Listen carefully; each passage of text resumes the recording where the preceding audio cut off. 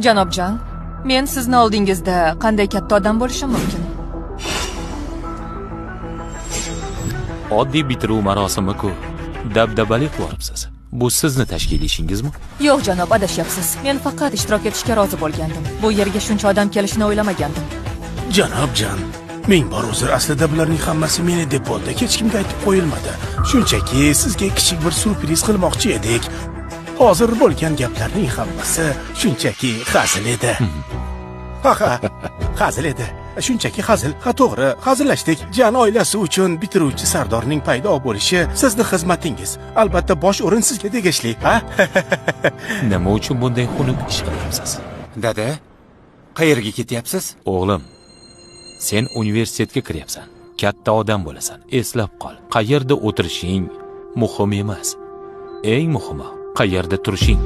Seni ulug'lashsa bu sharaf emas. Xohlagan paytingda keta olishing bu kuch. Davom eting. Toza havoga chiqmoqchiman.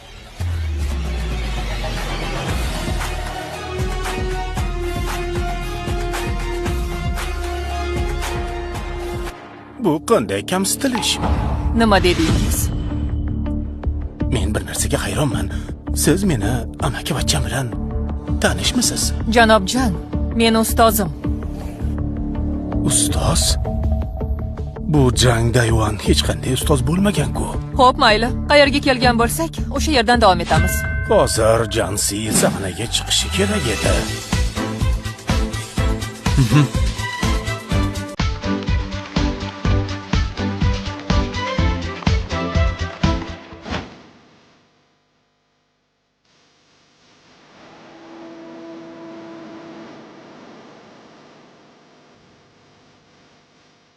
Marhamat janob.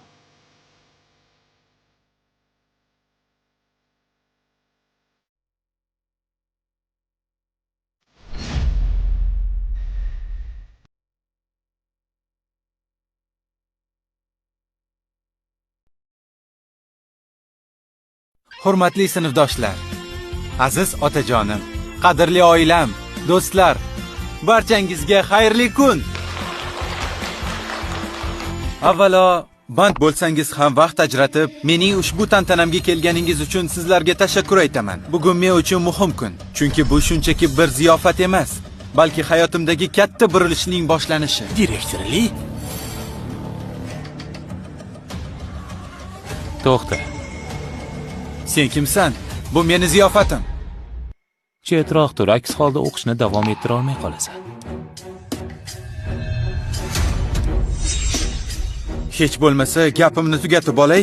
Axir men kelgan mehmonlarga minnatdorchilik bildirmoqchi edim. Hoy, bu nimasi? Endi bunga hojat yo'q.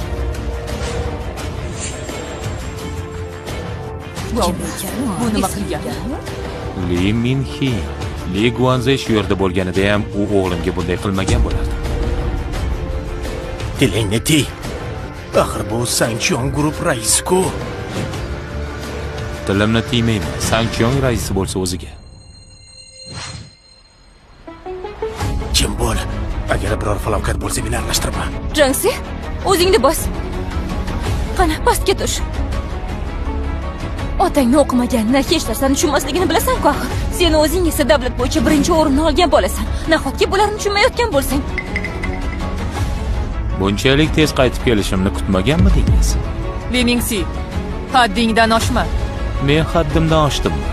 Bundan battari hali oldinda.